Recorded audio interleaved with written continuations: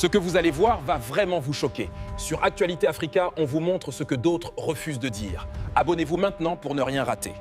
Excellence, le fait d'avoir capturé vivant plusieurs assaillants, c'est une opportunité pour faire la lumière, pour confirmer. Mais bien sûr que je crois. D'abord, il faut rendre un hommage mérité aux forces armées nigériennes. Il y a les forces armées nigériennes et il y a les forces de l'AES. Et le président Tiani lui-même n'a pas manqué de rendre hommage au soutien des Russes, des spécialistes russes. Moi, je ne sais pas comment on peut avoir des Russes quelque part et quelques malheureux parce que se disent à nous, si on est blanc, on va aller faire la guerre. Quand les Russes sont là, il ne faut pas aller t'amuser. On est en train de vous donner une fessée magistrale, inoubliable, en Ukraine. Et vous croyez que c'est en Afrique que vous pouvez venir intimider les Russes? Mais c'est de l'aventurisme. C'est-à-dire que c'est des gens qui se suicident. Alors, maintenant qu'on les a pris vivants, tu crois que qu'est-ce qui a permis au président Tiani de parler aussi clairement et d'accuser des gens s'il n'avait pas d'informations de première main? Oui, mais Encore que... Est-ce que le fait qu'on ait pris un assaillant de nationalité française, que ça suffit pour extrapoler? Non, il n'a même pas besoin d'être français. Aujourd'hui, la France, pour nuire à l'Afrique, n'a pas besoin d'envoyer des Français. Parce que les Français savent qu'en matière de nuisance, le nègre est tellement mauvais contre son frère que tu envoies le nègre, il fait mieux que si tu avais envoyé un Français. Alors, donc on n'avait pas besoin de prendre un Français pour avoir les informations. Dès qu'on a pris des gens vivants, mais ils vont dire quand même d'où ils viennent, qui les a envoyés. Maintenant, même si on n'a pas pris quelqu'un vivant, on te parle d'un téléphone. Aujourd'hui, c'est un téléphone, notamment celui de Damiba, qui est en train de foutre le bordel au Burkina avec toutes les informations auxquelles personne ne pensait. Alors ici aussi, il y a un téléphone d'un Français qui parle. Et on va recouper ce que le téléphone dit avec ce que les gens qu'on a pris vivants disent. Ah, quand même, c'est des spécialistes de l'information. Je crois que le président Tiani du Niger nous a prouvé en maintes reprises qu'en matière d'information, il n'a pas de leçon à recevoir de qui que ce soit. Il sait de quoi il parle. Donc, c'est un homme extrêmement bien informé. On a pris des gens vivants, on a pris des téléphones et on recoupe les informations. Alors, le président Tiani, s'il a parlé, c'est sûr qu'il est au courant de quelque chose. Alors, sur les commanditaires, comme vous le dites, le général Tiani a explicitement nommé les présidents Macron, Talon, Ouattara comme sponsors. Ce que je voudrais vous demander, sur quels éléments matériels l'enquête se base-t-elle pour étayer ces accusations qui sont quand même graves? Oui. Est-ce que, personnellement, moi, je n'aurais même pas cité Talon et Ouattara. C'est des nègres, c'est des esclaves. Quand ils voient un blanc, c'est comme ça. C'est Talon, c'est Macron. Macron a noyé la France. Il a réduit la France et les Français à la misère. Il a pris le fleuron de l'industrie française pour donner à ses amis américains. Et il croyait en faisant ça, je l'ai déjà dit ici, venir chez les nègres, ramasser directement, gratuitement les richesses pour aller s'empiffrer là-bas. Non, ça n'a pas marché comme ça. Les nègres disent désormais nos biens, c'est nos biens. Alors, pourquoi ne pas le citer? Est-ce que Macron se cache? Maintenant, les gens s'offusquent qu'on ait cité nommément deux chefs d'État de la sous-région.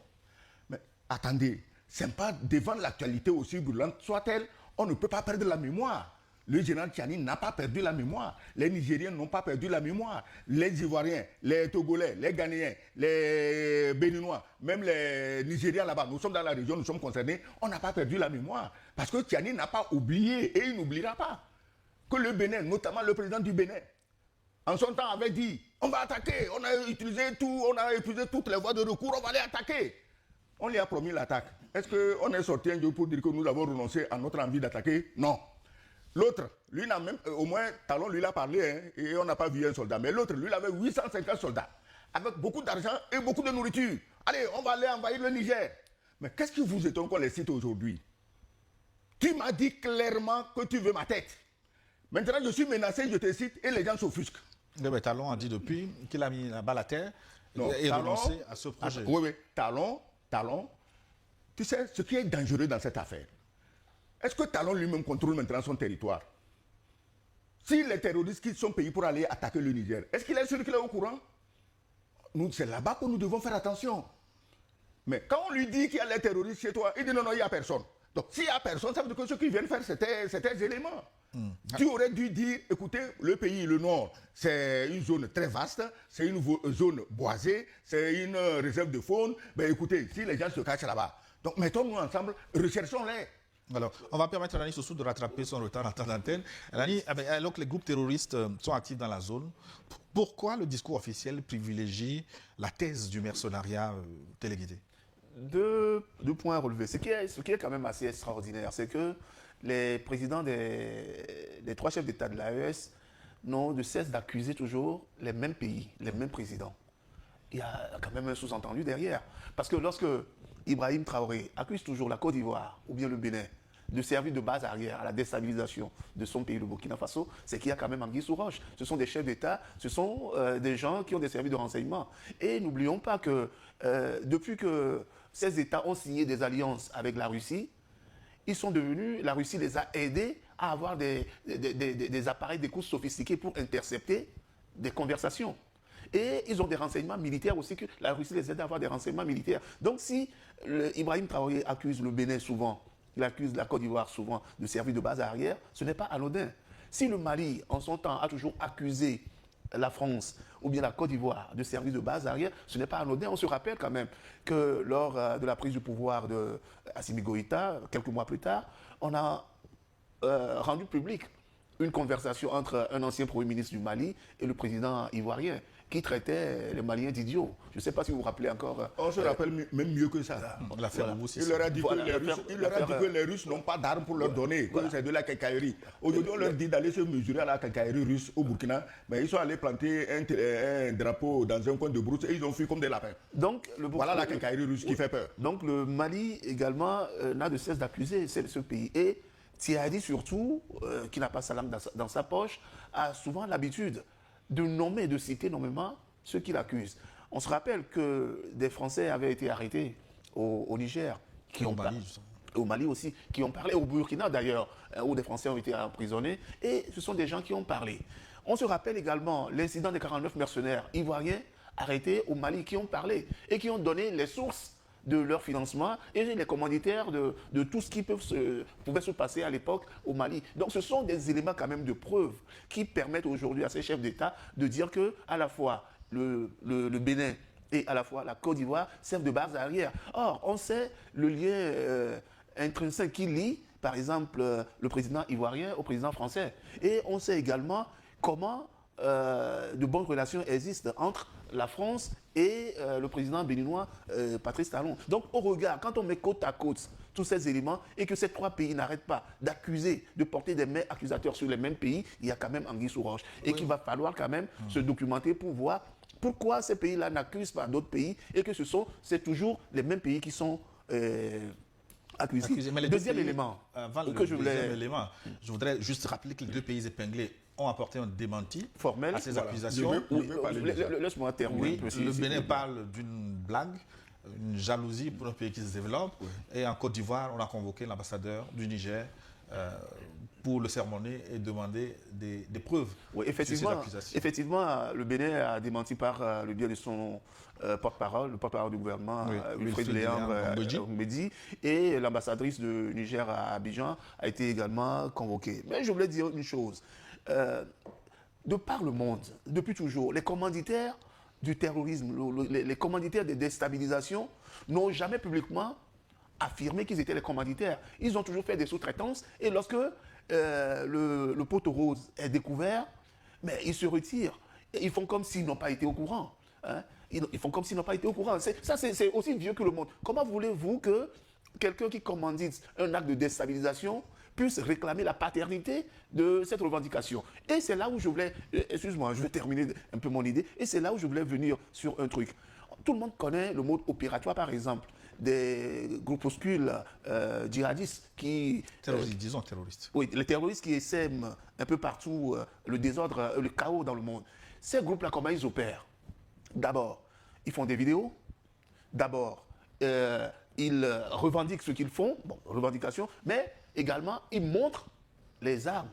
Ils montrent les vidéos des attaques. Mais vous auriez pu constater quand même que dans le cas d'espèce de l'attaque de l'aéroport de Niamey, le groupe État islamique qui revendique cette attaque-là n'a montré aucune image, ce qui n'est pas une habitude chez ces mouvements terroristes-là.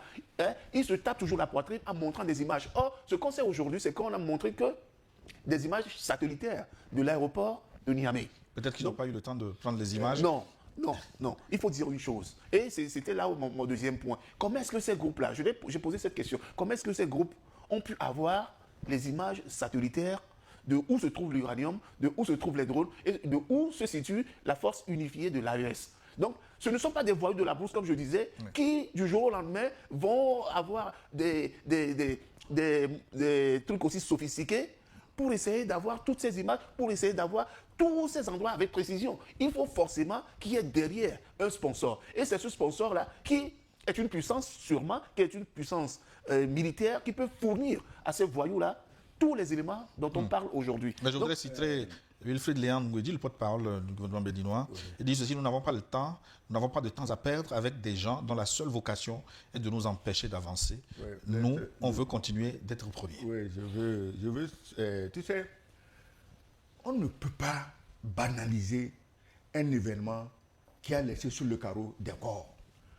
Que ce soit des corps de terroristes, de mercenaires ou de Nigériens, c'est des êtres humains et bizarrement, c'est des Noirs.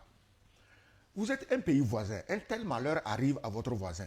Si vous n'êtes pas impliqué, au moins un petit message de condoléances, de compassion, de soutien. C'est ce que nous on a appris en politique dans la sous-région ici. Quand il arrive un malheur à un pays, d'autres pays se manifestent pour le soutenir. Les relations n'étaient pas bonnes entre les... Maintenant, le porte-parole du gouvernement béninois, mais c'est triste. Mais tu as l'habitude de le recevoir ici. J'espère qu'un jour tu le recevras encore. Et on ne peut pas, devant une telle situation, parler juste pour mettre les rieurs de son côté. Ce n'est pas une question de rieurs, c'est une question de vie ou de mort. Hein? Parce qu'on est les premiers, on nous envie. Mais écoutez, chacun est premier chez lui. Chacun travaille pour son peuple. Laissons le peuple apprécier. On ne s'impose pas premier comme ça dans les discours. Vous êtes premier, on vous envie. Mais malheureusement, le Niger ne vous avait jamais menacé. C'est vous qui avez dit clairement que vous allez attaquer le Niger. Pourquoi le premier envie le dernier? Donc ce n'est pas aujourd'hui le premier qui est envié par le dernier, c'est plutôt le premier qui menace matin, midi, soir d'aller attaquer le deuxième ou le dernier, je ne sais pas. De l'autre côté, en Côte d'Ivoire, eux, ils ont donné une réaction classique. Hein. Cette affaire, bon, ça ne nous concerne pas. Nous, on travaille pour la paix. Dans la sous-région, la Côte d'Ivoire est un pays de paix. Mais la Côte d'Ivoire est un pays de paix. Le peuple ivoirien est un peuple de paix. Est-ce qu'on a besoin de dire ça à quelqu'un? On n'accuse pas le peuple. Ni au Bénin, ni en Côte d'Ivoire. Personne n'accuse le peuple. Mais comment est-ce que quelqu'un peut convaincre qu'il veut la paix quand il a mobilisé 850 hommes pour aller attaquer un pays à côté? Quelle paix tu veux? Laisse-moi finir. Quelle paix tu veux? De deux, comment quelqu'un dit je veux la paix et tu envoies ton armée kidnapper un chef village et mettre le drapeau de ton pays et après il fuit comme des lapins? Est-ce que c'est la paix? Donc on ne peut pas vouloir la paix en faisant le contraire de ce qui amène la paix. Merci de nous avoir suivis. Restez vigilants, restez informés. Abonnez-vous à Actualité Africa pour ne rien manquer.